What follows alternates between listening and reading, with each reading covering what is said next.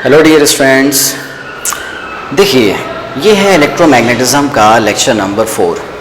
अभी तक हम लोग पिछले लेक्चर में देख रहे थे कूलॉम्स लॉ पर बेस्ड क्वेश्चन, है ना। डिफरेंट टाइप की डिफरेंट वैरायटीज़ पर बेस्ड हम लोगों ने क्वेश्चन किए कि किस तरह से किसी एक चार्ज पार्टिकल पर बाकी ग्रुप ऑफ चार्ज पार्टिकल्स की वजह से, है ना, वो group of charge particles different type के थे। कभी कुछ चार्ज पार्टिकल्स किसी स्क्वायर पर रखे हुए थे, कभी कुछ चार्ज पार्टिकल्स किसी ट्रायंगल के वर्टिसेस पर रखे हुए थे, है ना, कभी पिरामिडिकल शेप के वर्टिसेस पर रखे हुए थे, कभी क्यूब के वर्टिसेस पर रखे हुए थे।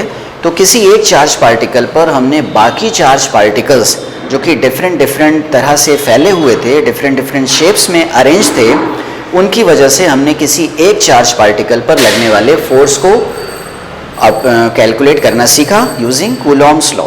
ठीक है, अब हम लोग देखने जा रहे हैं कि किसी चार्ज पार्टिकल पर डिफरेंट चार्ज पार्टिकल्स नहीं बल्कि एक कंटिन्यूअस चार्ज बॉडी की वजह से कितना फोर्स लगता है। कंटिन्यूअस चार्ज बॉडी जैसे कि हो सकता है कि एक कंटिन्यूअस चार्ज बॉडी किसी लाइन ऑफ चार्ज के शेप में हो, एक रिंग ऑफ चार्ज के शेप में हो, एक डिस्क हो।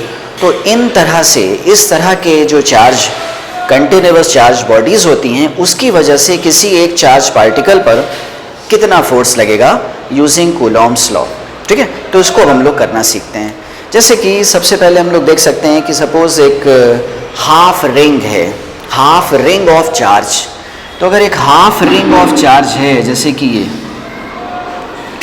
ये चार्ज की ही रिंग है ना, आप ऐसा समझिए कि इस पर पॉजिटिव चार्ज है, इस तरह से यूनिफॉर्मली स्प्रेड, ये इस तरह से, और एक चार्ज पार्टिकल, इस पर टोटल चार्ज है Q, ये है हाफ रिंग ऑफ चार्ज। ठीक है, और इसकी रेडियस है R, ये R रेडियस की रिंग है। ठीक है, और यहाँ पर एक चार्ज पार्टिकल रखा हुआ है Q का। हमें ये पता लगाना है कि इस रिंग ऑफ चार्ज की वजह से इस प्लस Q पर कितना फोर्स लगेगा। अब देखिए यहाँ पर जो चार्ज का जो अरेंजमेंट है वो पॉइंट चार्जेस के फॉर्म में नहीं है ना, वो डिस्क्रीट फॉर्म में नहीं है कि ऐसा नहीं है कि कुछ चार्ज पार्टिकल यहाँ हैं, फिर थोड़ी दूर में कहीं पर हैं, फिर थोड़ी दूर पर कहीं पर हैं। यहाँ पर कंटिन्यूअसली यूनिफॉर्मली फैले हुए हैं चार्जेस रिंग के शेप में। तो इस चार्जेस के वजह से इस चार्ज पर क्या फोर्स लगेगा ये हमें कैलकुलेट करना है। देखिए इसको हम लोग देख सकते हैं इजी वे में। देखो अब ये जो भी रिंग ऑफ चार्ज होगी ये बनी ये भी चार्ज से ही है। कुछ चार्ज यहाँ पर है, कुछ यहाँ पर, कुछ यहाँ पर, और ये जो चार्ज है वो कंटिन्यूअस फॉर्म में फैले हुए हैं, है ना, कुछ अलग अलग जगह पर नहीं है, ये कंटिन्यूअसली स्प्रेड हैं, यूनिफॉर्मली स्प्रेड हैं। तो ऐसे में फिर हमें सारे चार्जेस की वजह से, सारे चार्ज पार्टिकल्स की वजह से इस पर लगने वाले फोर्स को हमें फिर से ऐड ही करना है। लेकिन जब चार्ज पार्टिकल्स का नंबर डिफाइंड होता है, डेफिनिट होता है, तो आप उन सब चार्ज पार्टिकल्स की वजह से इस पर लगने वाले फोर्स को आप सिंपली सम कर देते हो। जैसे आपको पता है कि 10 तरह के चार्ज पार्टिकल्स हैं और उन 10 चार्ज पार्टिकल की वजह से इस चार्ज पार्टिकल पर लगने वाले फोर्स को हमें कैलकुलेट करना है। तो सभी चार्ज पार्टिकल की वजह से आप इस पर लगने वाले फोर्स को सॉल्व करते थे और सभी को वेक्टरली सम कर देते थे, ये इस तरह से। ठीक है, तो 10 तरह के अगर चार्ज पार्टिकल्स हैं तो 10 तरह के फोर्स इस पर लगेंगे और उन सब का रिजल्टेंट हम लोग बाद में कैलकुलेट कर लेते थे। लेकिन अब यहाँ पे देखो नंबर ऑफ चार्ज पार्टिकल्स का कोई काउंटिंग नहीं है, यहाँ पर यूनिफॉर्मली स्प्रेड हैं। तो ऐसे में समेशन अभी भी होगा, लेकिन समेशन इस तरह से नहीं होगा, है ना। कहने का मतलब समेशन अब इस तरह से नहीं होगा। समेशन अब किस तरह से होगा? समेशन का तरीका अब ये होगा इंटीग्रेशन। अब इंटीग्रेट करके हम लोग सारे फोर्सेस को सम करेंगे, क्योंकि यहाँ पर चार्ज का जो डिस्ट्रीब्यूशन है वो यूनिफॉर्म है, काउंटिंग का कोई आइडिया नहीं है। तो ऐसे में सिग्मा नहीं, इस तरह का समेशन नहीं, बल्कि इंटीग्रेशन की हेल्प ली जाती है। ठीक है, तो एक चीज़ें समझ में आई कि हमें यहाँ पर सारे फोर्सेस को इंटीग्रेशन की हेल्प से सॉल्व करना है। लेकिन अब वो इंटीग्रेशन किया कैसे जाए, इसको ज़रा देख लीजिए भाई। इसका मेथड क्या होगा, इंटीग्रेट करने का मेथड क्या होगा। इसके लिए हमें इस पूरे चार्ज के कलेक्शन में से एक छोटा सा चार्ज पार्टिकल, एक जनरल पोजीशन वाला चार्ज पार्टिकल कंसीडर करना है, जिसको हम लोग बोलते हैं general differential element. General differential element का कॉन्सेप्ट आपने सेंटर ऑफ मास में सीखा होगा, ठीक है, आपने मोमेंट ऑफ इनर्शिया सॉल्व करते समय इसको सीखा होगा। तो वही कॉन्सेप्ट यहाँ पर भी है कि आप इस रिंग का एक छोटा सा पोर्शन, एक छोटा सा पार्टिकल है ना, जिसको बोलते हैं डिफरेंशियल एलिमेंट, आप उसको कंसीडर करिए। और उस छोटे से एलिमेंट, अब छोटा सा अगर एलिमेंट है तो वो पॉइंट के शेप का होगा, तो उस पॉइंट के शेप के चार्ज की वजह से इस पॉइंट चार्ज पर कितना फोर्स लगेगा, इसको आप कूलॉम्स लॉ की हेल्प से, वो जनरल फॉर्मूले की हेल्प से आप सॉल्व कर सकते हो। और ऐसे सारे फोर्सेस को फिर हम लोग बाद में इंटीग्रेट करेंगे, सम करेंगे, ठीक है। देखिए कैसे, तो यहाँ पर देखिए चार्जेस का डिस्ट्रीब्यूशन है सर्कुलर फॉर्म में, कुछ यहाँ पर, कुछ यहाँ पर, कुछ यहाँ पर, कुछ यहाँ पर, कुछ यहाँ पर, इस तरह से पूरा आधी रिंग फॉर्म कर रहे हैं ये चार्जेस। तो ऐसे में एक जनरल डिफरेंशियल एलिमेंट लेने का मेथड ये होता है कि आप एक जनरल पोजीशन पर, जैसे कि ये हम एक जनरल एंगल थीटा पर एक छोटा सा एलिमेंट कंसीडर करें डी थीटा एंगल का, ये छोटा सा एलिमेंट, सही है, ये छोटा एलिमेंट। अब इस पूरे पर टोटल चार्ज है Q, तो इस छोटे से एलिमेंट पर मान लेते हैं चार्ज होगा dQ, डिफरेंशियल चार्ज, ठीक है। और इस dQ की वैल्यू क्या होगी, इसको अभी हम लोग कैलकुलेट कर लेंगे, क्योंकि टोटल चार्ज इसके आधी रिंग पर फैला हुआ है। तो इस छोटे से पोर्शन में कितना चार्ज होगा, इसको भी हम लोग निकाल सकते हैं, बताइए भाई। तो टोटल Q चार्ज फैला हुआ है कितनी लेंथ में, पाई आर की लेंथ में। ये पूरी लेंथ कितनी है, पाई आर। अच्छा भाई, ये छोटी सी लेंथ क्या हो जाएगी, ये छोटी सी लेंथ हो जाएगी आर डी थीटा, क्योंकि ये रेडियस आर है और इसका एंगल डी थीटा है। तो बताइए आर डी थीटा, तो पाई आर की लेंथ में है चार्ज Q, तो आर डी थीटा की लेंथ में कितना चार्ज होगा, Q upon pi r into r d theta, सही है। तो ये आ गया Q upon pi into d theta, क्या इसी को हम लोग डी क्यू बोल सकते हैं। तो ये हो गया छोटा सा एलिमेंट का चार्ज। तो इस चार्ज की वजह से हमें इस चार्ज पर लगने वाले फोर्स को कैलकुलेट करना है। देखिए सिंपली कर सकते हैं, बताइए ये भी पॉजिटिव चार्ज, ये भी पॉजिटिव चार्ज, तो इस पॉजिटिव चार्ज की वजह से इस पॉजिटिव चार्ज पर फोर्स किधर लगेगा, रिपल्शन का लगेगा। और क्योंकि ये फोर्स एक छोटे से एलिमेंट की वजह से है, इसलिए हम लोग इसको नाम क्या देंगे, DF, इसको नाम दे देंगे DF। तो ज़रा बताइए इस DF की वैल्यू क्या हो जाएगी, KQ1 Q2 upon r square हो जाएगी। अच्छा भाई, ऐसे सारे DFs को हमें ऐड करना है, सारे DFs, जैसे एक एलिमेंट यहाँ पर होगा इसकी वजह से फोर्स इधर होगा, एक एलिमेंट यहाँ पर होगा इसकी वजह से फोर्स इधर होगा, यहाँ वाले एलिमेंट की वजह से फोर्स इधर होगा, यहाँ वाले एलिमेंट की वजह से फोर्स इधर होगा। तो ऐसे सारे DF को आपको ऐड करना है, और इन्हीं DF को ऐड करने का तरीका होता है इंटीग्रेशन। तो हमें इस सभी DF को इंटीग्रेट करना है, सम करना है। लेकिन ज़रा सोचिए, फोर्स तो एक वेक्टर क्वांटिटी है, क्या इन सारे DF को आप ऐसे सम कर देते हैं। सोचिए अगर किसी पॉइंट पर फोर्स इधर लगता है F1, F2, F3, F4, आपसे पूछा जाए कि F नेट क्या है, तो क्या आप इस तरह से सम करते F1 plus F2 plus F3, ऐसे तो सम ना करते, क्योंकि फोर्स एक वेक्टर क्वांटिटी होती है। इस प्रकार से समेशन अलाउड नहीं है, क्योंकि ये तो स्केलर समेशन है। तो हम क्या करते, हम इन सभी Fs के कॉम्पोनेंट बनाते और सभी एक डायरेक्शन वाले कंपोनेंट को सम करते, फिर दूसरे डायरेक्शन वाले कंपोनेंट को सम करते, फिर उनका रिजल्टेंट कैलकुलेट करते। तो यहाँ पर भी कुछ इसी तरह से किया जाए, ठीक है। कैसे, जरा सोचिए, अगर एक एलिमेंट ये था, इसकी वजह से DF इधर लगा, क्या इसी तरह से एक एलिमेंट एग्जैक्टली सिमेट्रिक पोजीशन पर यहाँ पर भी होगा, उसकी वजह से फोर्स इधर लगेगा। अब इस DF का जो ये वाला कंपोनेंट होगा और इस DF का जो ये वाला कंपोनेंट होगा, क्या ये दोनों कैंसिल हो जाएंगे, बिल्कुल कैंसिल हो जाएंगे, है ना। तो सिमेट्रिक पोजीशन पर जो एलिमेंट्स होंगे, उनकी वजह से ये हॉरिजॉन्टल वाले जो फोर्स के कंपोनेंट हैं वो कैंसिल हो जाएंगे।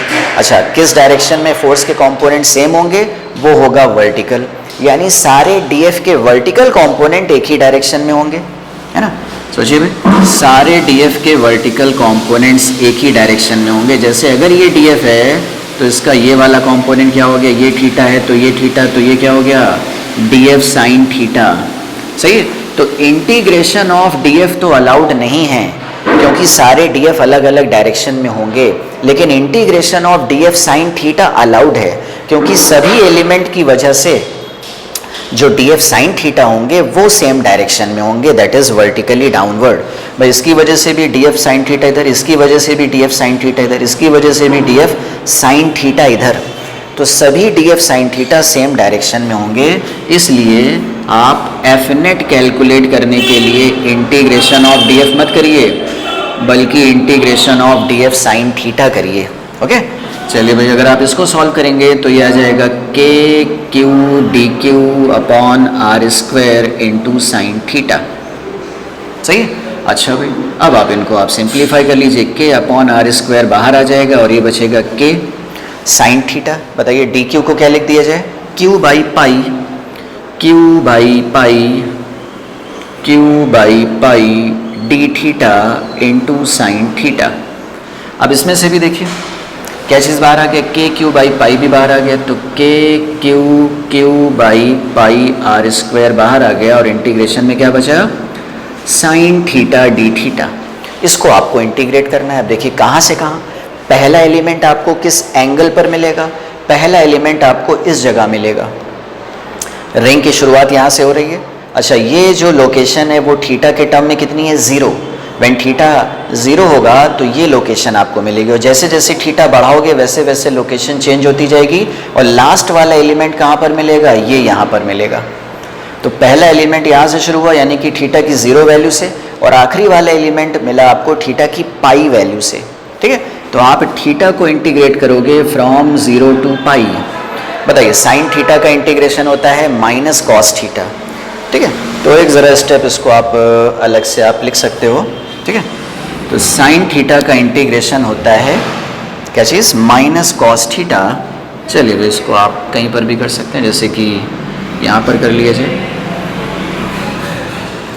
बताइए, तो ये हो जाएगा एफ नेट, एफ नेट कितना हो जाएगा, k q q by r pi r square, और ये हो जाएगा माइनस कॉस थीटा और 0 से पाई। अब थीटा की जगह पहले पाई रखेंगे तो -1, 0 रखेंगे तो 1 माइनस, और ये माइनस बाहर वाला तो बन जाएगा 2, यानी आ जाएगा 2 k q q by pi r square. तो ये तो हो गया एफ नेट। ठीक है, 2 k q by pi r square, यानी इस हाफ रिंग की वजह से इस चार्ज पार्टिकल पर इतने अमाउंट का नेट फोर्स लगेगा। ठीक है, तो क्या मेथड समझ पा रहे हैं किस तरह से मैंने सॉल्व किया। ठीक है, क्या इसमें प्रॉब्लम आ रही थी, क्यों हमने ऐसे ही किया। ठीक है, तो एक मेन पॉइंट क्या था, मेन पॉइंट ये था कि सारे डीएफ को आप सिर्फ इंटीग्रेट नहीं कर सकते हो क्योंकि सारे डीएफ अलग अलग डायरेक्शन में होंगे, लेकिन सारे डीएफ के साइन थीटा वाले कंपोनेंट सेम डायरेक्शन में होंगे। कॉस थीटा वाले आधे वालों की वजह से इधर होंगे और इधर आधे वालों की वजह से उधर होंगे, तो वो कैंसिल हो जाएंगे, आपको उसको अलग से नहीं लेना। लेकिन सभी एलिमेंट्स की वजह से DF sine theta same direction में होंगे, तो डीएफ साइन थीटा पर इंटीग्रेशन अलाउड है। ठीक है, तो इस तरह से आप इसको सिंपल थोड़ा मैथ्स लगाइए और यहाँ तक हम लोग पहुँच सकते हैं, एफ नेट बता सकते हैं। तो ये था कि एक कंटिन्यूअस चार्ज बॉडी है, उसकी वजह से एक चार्ज पार्टिकल पर कितना फोर्स लगेगा। बात क्लियर है, ये चीज़ समझ में आ रही है। चलिए भाई, देखिए अब हमारे पास केस ये है कि इस बार है लाइन ऑफ चार्ज, यानी कि एक लाइन है चार्ज की और ये यूनिफॉर्म है, अभी भी ये यूनिफॉर्म ही है, यानी हर जगह चार्ज यूनिफॉर्मली डिस्ट्रीब्यूटेड है पूरी एल लेंथ की लाइन में, और टोटल चार्ज इस पर क्या है, क्यू। अब ये पूछा जा रहा है कि इस लाइन ऑफ चार्ज की वजह से इस पॉइंट चार्ज पर कितना फोर्स लगेगा। देखिए भाई, अगर ये पॉइंट चार्ज होता और ये पॉइंट चार्ज होता तो कोई प्रॉब्लम ही नहीं थी, आप सिंपल डायरेक्ट कूलम्ब्स लॉ लगा सकते थे क्योंकि पूरा का पूरा चार्ज एक ही जगह पर है। लेकिन यहाँ पर जो पूरा का पूरा चार्ज है वो एक जगह पर नहीं है, बल्कि एल लेंथ की लाइन में यूनिफॉर्मली डिस्ट्रीब्यूटेड है। तो यूनिफॉर्मली डिस्ट्रीब्यूटेड है तो फिर से यहाँ पर कुछ इंटीग्रेशन के जैसा ही करना समझ में आ रहा है ना। कैसे, देखिए भाई, जैसे कि सेंटर ऑफ मास वाली कॉन्सेप्ट आप पढ़ते हो, तो सेंटर ऑफ मास के जैसी तो कॉन्सेप्ट होता है, लेकिन सेंटर ऑफ चार्ज के जैसा कुछ नहीं होता।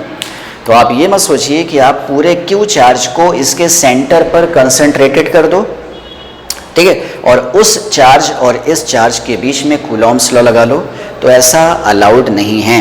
सेंटर ऑफ चार्ज जैसा कुछ नहीं होता कॉन्सेप्ट। तो फिर से हमें उसी तरह से स्टेप बाय स्टेप काम करना पड़ेगा कि भाई देखो यहाँ पर चार्ज पूरे लाइन में डिस्ट्रीब्यूटेड है, तो हमें इसकी वजह से इस पर फोर्स, इसकी वजह से इस पर फोर्स, इसकी वजह से इस पर फोर्स, इसकी वजह से, तो ऐसे हर छोटे छोटे एलिमेंट्स में इसको ब्रेक करके और हर एलिमेंट की वजह से इस पर कितना फोर्स लगेगा ये देखकर और उस फोर्स को इंटीग्रेट करके हम लोग बता सकते हैं, ठीक है। तो फिर से काम पिछले वाले केस के जैसा ही कुछ किया जा सकता है। चलिए फिर से हम लोग काम करते हैं। तो एक फोर्स पूछा जा रहा है कि भाई इस चार्ज पर, इस लाइन ऑफ चार्ज की वजह से कितना फोर्स लगेगा।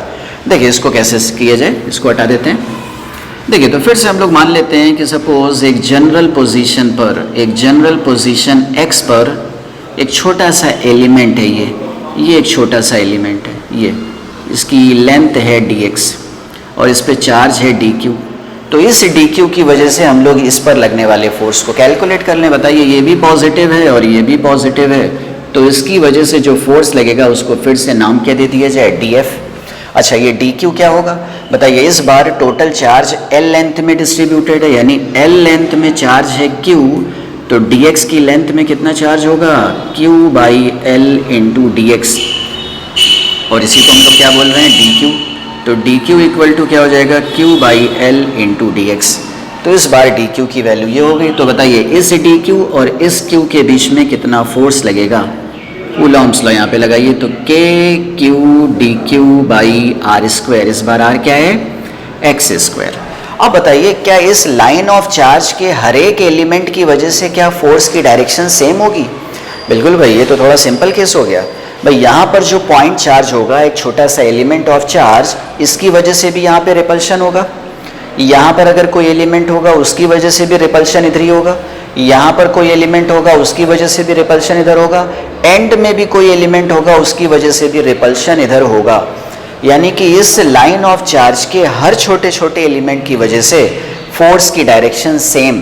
तो अगर फोर्स की डायरेक्शन सेम हो तो फोर्स भले ही एक वेक्टर क्वांटिटी हो, आप इसको स्केलर के जैसा ऐड कर सकते हो, यानी कि आप df को इंटीग्रेट कर सकते हो, ठीक है। चलिए भाई अगर df ये है तो f नेट क्या हो जाएगा, f नेट हो जाएगा इंटीग्रेशन ऑफ df, यानी कि k बाई k q बाहर आएगा सिर्फ, और ये बचेगा dq अपॉन x स्क्वायर। बताइए dq की वैल्यू रख दिया जाए तो k q और dq की वैल्यू रख दी जाए तो q by l into dx upon x square. देखिए कुछ चीज़ें और बाहर आ जाएंगी, तो f नेट बन जाएगा k q बाई l और इंटीग्रेशन में dx अपॉन x स्क्वायर। अब देखिए हमें इस को सिंपली इंटीग्रेट करना है, तो 1 अपॉन एक्स स्क्वायर का इंटीग्रेशन होता है -1 अपॉन एक्स। अच्छा बताइए x की सबसे छोटी लिमिट, सबसे पहली वैल्यू, यानी कि सबसे पहला डिफरेंशियल एलिमेंट x की किस वैल्यू पर मिलेगा। तो सबसे पहला एलिमेंट यहाँ पर मिलेगा, रॉड का पहला पॉइंट यहाँ पर स्टार्ट हो रहा है, ये मिलेगा x की r वैल्यू पर। तो x बराबर r पर रॉड का पहला एलिमेंट और x बराबर r प्लस l पर आखिरी वाला एलिमेंट। हमें यहाँ से लेकर यहाँ तक के सारे एलिमेंट्स को ऐड करना है, सारे एलिमेंट्स की वजह से उस पर लगने वाले फोर्स को कैलकुलेट करना है, ठीक है। तो x की लिमिट होगी from r to r plus l, तो ये हो जाएगा k q बाई l, और ये होता है 1 अपॉन x, और ये होगा r, और ये हो जाएगा r प्लस l। तो पहले अपर फिर लोअर, लेकिन माइनस है तो पहले लोअर रख दीजिए और फिर अपर रख दीजिए, तो ये हो जाएगा 1 upon r minus 1 upon r plus l, ये हो जाएगा f नेट। ये इस तरह से आप सॉल्व कर सकते हो। तो ये हो गया एक लाइन ऑफ चार्ज की वजह से इस पॉइंट चार्ज पर लगने वाला नेट फोर्स, ठीक है। तो इस तरह से हम लोगों ने सॉल्व किया। फिर से इंटीग्रेशन की हेल्प से इसको सॉल्व किया। क्यों इंटीग्रेशन की वजह से की हेल्प से सॉल्व किया ये भी आपको क्लियर समझ में आ रहा होगा, क्योंकि यहाँ पर जो चार्ज है वो टूटे हुए फॉर्मेट में नहीं है, बिखरे हुए फॉर्मेट में नहीं है, बल्कि कंटिन्यूअस फॉर्मेट में है। तो कंटिन्यूअस फॉर्मेट में अगर चार्ज है तो यहाँ पर इंटीग्रेट ही करना एक उपाय है, ठीक है। तो इस तरह से हम लोग नेट फोर्स बता सकते हैं, ओके। चलिए देखिए इस बार सपोज सिचुएशन कुछ ऐसी है कि एक कंप्लीट एक फुल रिंग ऑफ चार्ज है और एक छोटा एक चार्ज पार्टिकल इस रिंग ऑफ चार्ज के एक्सिस पर कुछ दूरी पर रखा हुआ है, ये कुछ दूरी पर रखा हुआ है, ठीक है। इसको चलिए x ले लीजिए, ये कुछ दूरी पे रखा हुआ है और इस रिंग ऑफ चार्ज की वजह से हमें इस पॉइंट चार्ज पर लगने वाले नेट फोर्स को कैलकुलेट करने को बोला जा रहा है, ठीक है। फिर से ज़रा सोचिए कि ये ring of charge positively charge है और ये भी पॉजिटिवली चार्ज है, तो फिर से ये रिंग ऑफ चार्ज इस चार्ज को रिपेल करेगी कुछ फोर्स से। हाँ, आप ज़रा सोचिए, यही चार्ज पार्टिकल अगर इस रिंग के सेंटर पर रखा होता और ये होता सब तरफ चार्ज क्यू, क्या इस पर कोई फोर्स लगता? तो इस टाइम इस पर कोई फोर्स ना लगता। क्यों? क्योंकि ये सीन कुछ ऐसा है, ये कुछ ऐसा है भाई, ये रिंग ऑफ चार्ज ऐसी है और एक प्लस चार्ज ही है, तो यहाँ की वजह से इधर फोर्स लगेगा, इसकी वजह से इधर, इसकी वजह से इधर, इसकी वजह से इधर, तो सारे फोर्स कट जाते और नेट फोर्स क्या होता? ज़ीरो। यानी ये चार्ज पार्टिकल अगर इसके सेंटर पर होता तो नेट फोर्स ज़ीरो होता, लेकिन ये चार्ज पार्टिकल इसके सेंटर से कुछ दूरी पर है, तो ये जो रिंग है वो इस चार्ज पार्टिकल को रिपेल करेगी, भगाएगी आगे, तो यहाँ पर तो फोर्स कुछ ना कुछ होगा, ठीक है। चलिए भाई, तो कितना होगा इसको फिर से हम लोग देख सकते हैं, फिर से देख सकते हैं। देखिए भाई, ये केस थोड़ा इजी है, ये केस इजी इस वजह से है क्योंकि यहाँ पर ये जो चार्ज है, ये पूरा जो चार्ज है वो Q का चार्ज है इस रिंग पर, और ये पूरे रिंग के पेरीफेरी में यूनिफॉर्मली बटा हुआ है, फैला हुआ है, ठीक है। अब ज़रा देखिए, तो अगर आप फिर से इस रिंग को छोटे छोटे एलिमेंट्स में ब्रेक कर दोगे तो ये केस इजी इसलिए है क्योंकि वो सारे एलिमेंट, चाहे वो यहाँ वाला कोई एलिमेंट हो, चाहे वो यहाँ वाला एलिमेंट हो, चाहे कोई यहाँ वाला एलिमेंट हो, सारे एलिमेंट क्या इस चार्ज से सेम दूरी पर होंगे? जैसे ये रिंग है और ये कुछ दूरी पर एक पॉइंट चार्ज है, तो देखो ये पॉइंट की दूरी यहाँ से भी सेम होगी, इस पॉइंट की दूरी यहाँ से भी सेम होगी, इस पॉइंट की दूरी यहाँ से भी सेम होगी, इस पॉइंट की दूरी यहाँ से भी सेम होगी, तो इस पॉइंट चार्ज की दूरी रिंग के हर एक पॉइंट से सेम होगी, क्योंकि रिंग ऐसी है, ये रिंग ऐसी है और ये पॉइंट यहाँ पे रखा हुआ है, थोड़ा इसको आप थोड़ा सोच पा रहे होगे। तो इस पॉइंट चार्ज की रिंग के हर एक पॉइंट से दूरी सेम है, तो दूरी में कोई वेरिएशन नहीं हो रहा है, ठीक है। तो फिर से आप करने को आप कर सकते हो कि यहाँ पर अगर आप एक छोटा सा चार्ज कंसीडर करिए, इसका चार्ज है dq, तो इस dq की वजह से बताइए रिपल्शन कुछ इधर होगा, रिपल्शन इधर होगा। अच्छा भाई, कितना होगा? इसको अगर आप df नाम दे दीजिए और ये रिपल्शन ये इधर होगा कुछ थीटा के एंगल पर, है ना। इस एंगल को आप इधर की ज्योमेट्री से बता सकते हो, ठीक है। अच्छा बताइए, थीटा इस रिंग के पॉइंट टू पॉइंट वेरी नहीं करेगा, यानी जो एंगल इस एलिमेंट के लिए है वही एंगल इस एलिमेंट के लिए भी होगा, वही एंगल इस एलिमेंट के लिए होगा। फिर से आप सोच के देखिए, ये रिंग है और ये एक्सिस है और यहाँ पर एक चार्ज पार्टिकल यहाँ पर है, तो इस चार्ज की रिंग के इस पॉइंट से जो एंगल बनेगा, इस चार्ज का रिंग के इस पॉइंट से भी तो वही एंगल बनेगा, इस चार्ज का रिंग के इस पॉइंट से भी तो एंगल वही बनेगा। तो इस चार्ज का रिंग के हर एक पॉइंट से एंगल सेम बनेगा, दूरी सेम रहेगी, यानी ना तो ये थीटा चेंज होगा ना तो दूरी चेंज होगी। अच्छा भाई, ये दूरी क्या होगी? ये दूरी हो जाएगी r² प्लस x², ठीक है। तो क्या इसे df को आप कैलकुलेट कर सकते हो? फिर से भाई df को कैलकुलेट किया जा सकता है kq dq अपॉन r², यानी r² प्लस x² और इसका होल स्क्वायर। चलिए भाई, r² प्लस x² का होल स्क्वायर, ये तो हो गया df। अब ज़रा सोचिए, क्या df को आप इंटीग्रेट कर सकते हो? इंटीग्रेशन का मतलब होता है स्केलर समेशन, जैसे f1 plus f2 plus f3, ये होता है इंटीग्रेशन। तो क्या ऐसे df को आप इंटीग्रेट कर सकते हो? नहीं कर सकते हो। देखिए, df का मैग्नीट्यूड तो सेम होगा, हर एलिमेंट टू एलिमेंट इस चार्ज पार्टिकल पर लगने वाले फोर्स का अमाउंट तो सेम होगा, लेकिन डायरेक्शन अलग होगी। भाई, इस चार्ज पार्टिकल की वजह से रिपल्शन इधर होगा, इसकी वजह से रिपल्शन इधर होगा, इसकी वजह से रिपल्शन अंदर होगा, इसकी वजह से रिपल्शन बाहर होगा। तो एक df इधर, एक df इधर, एक df इधर, एक df इधर, एक df इधर, एक df इधर, तो सब df अलग अलग डायरेक्शन में है। कौन सा df का कंपोनेंट सेम डायरेक्शन में होगा? बताइए, क्या सारे df के हॉरिजॉन्टल वाले component, that is df cos theta, क्या सभी df के df cos थीटा हॉरिजॉन्टल हो जाएंगे? है ना। तो देखो, जैसे df इधर है तो इस DF का ये कंपोनेंट इधर होगा और DF का एक कंपोनेंट इधर होगा। वहीं पर अगर एक एलिमेंट यहाँ पर होगा तो इस एलिमेंट की वजह से DF इधर होगा और इसका DF का साइन एक कंपोनेंट इधर होगा और एक कंपोनेंट इधर। क्या इस DF के इस कंपोनेंट से इस DF का ये कंपोनेंट कैंसिल हो जाएगा? तो ये तो कैंसिल हो जाएंगे, है ना।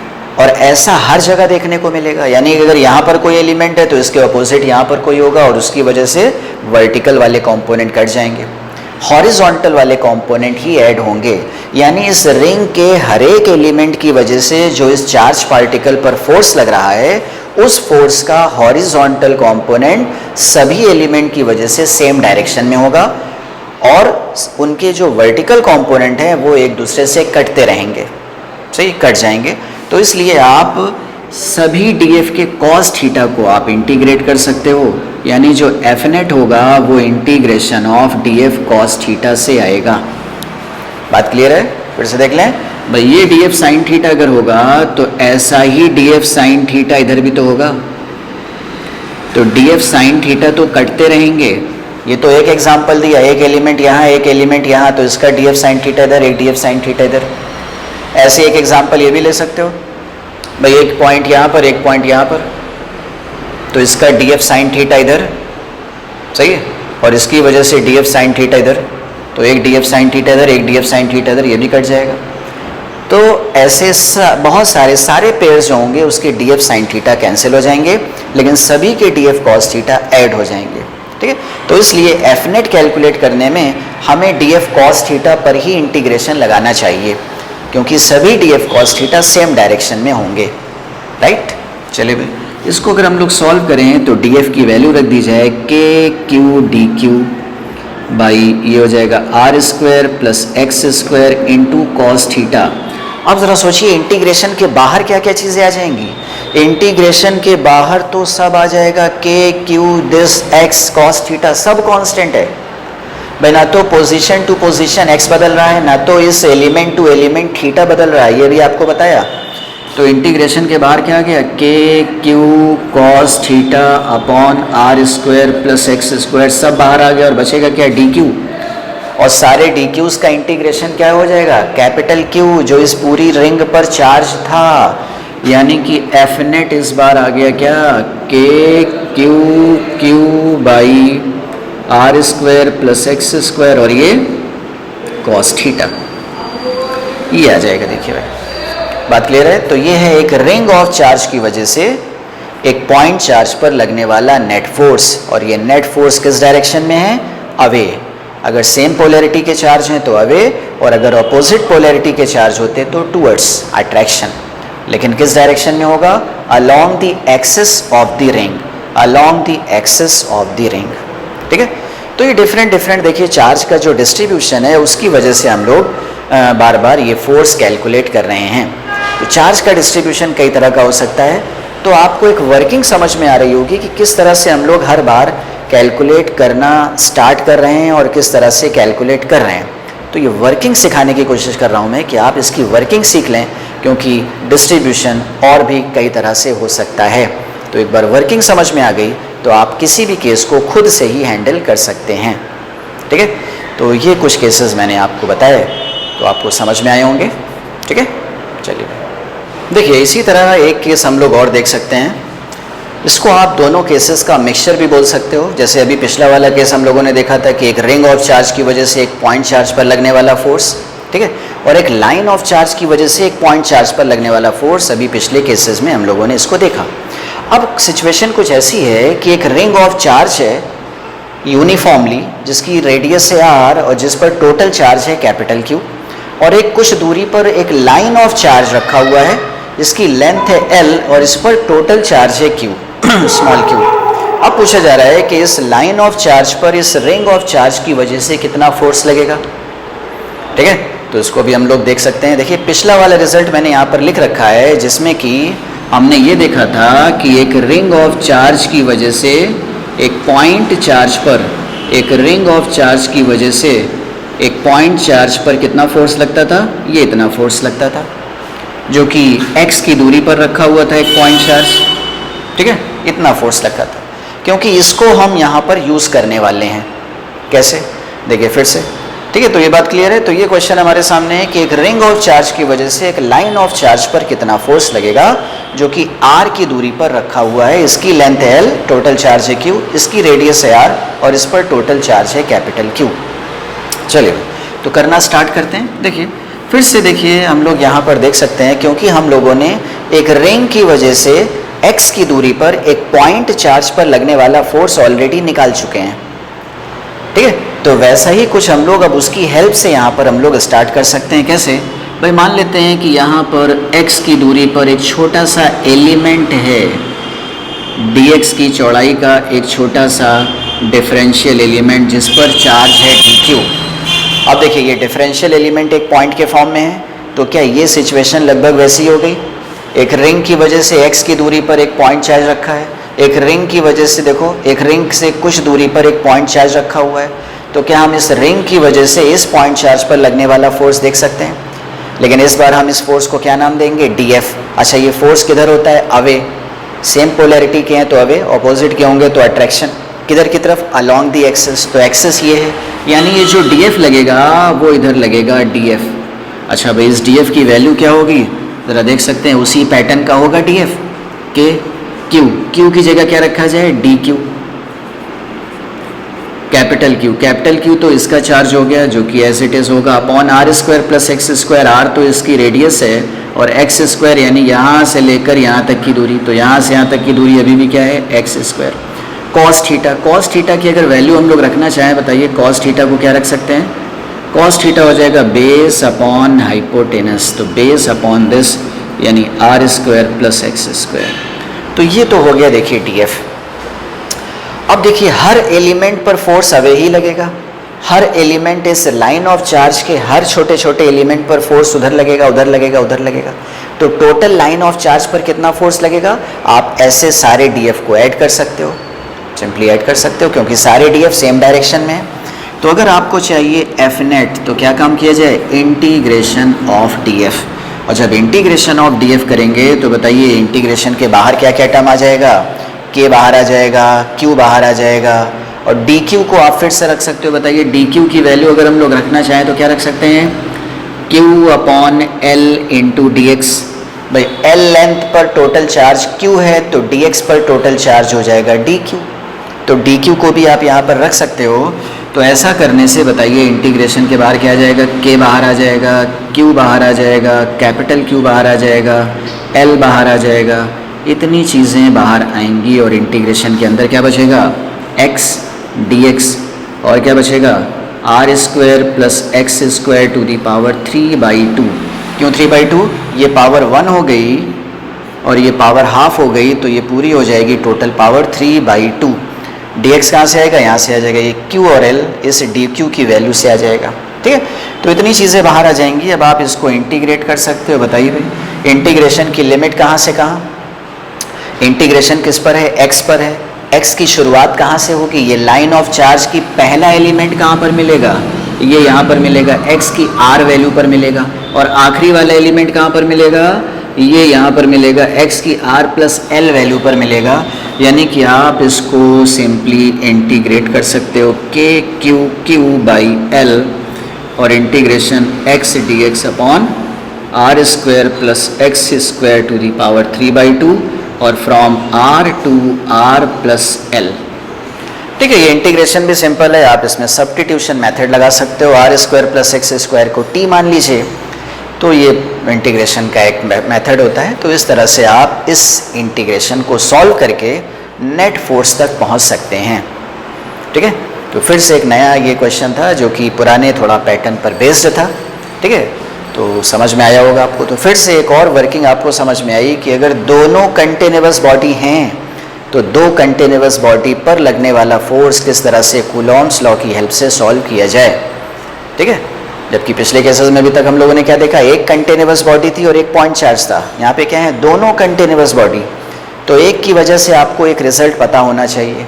एक कंटिन्यूअस बॉडी की वजह से एक पॉइंट चार्ज का रिजल्ट पता हो तो फिर एक कंटिन्यूअस बॉडी की वजह से दूसरी कंटिन्यूअस बॉडी पर कितना नेट फोर्स लगेगा, ये भी आप उस रिजल्ट को यूज़ करके, इस रिजल्ट को यूज़ करके सॉल्व कर सकते हो, ठीक है।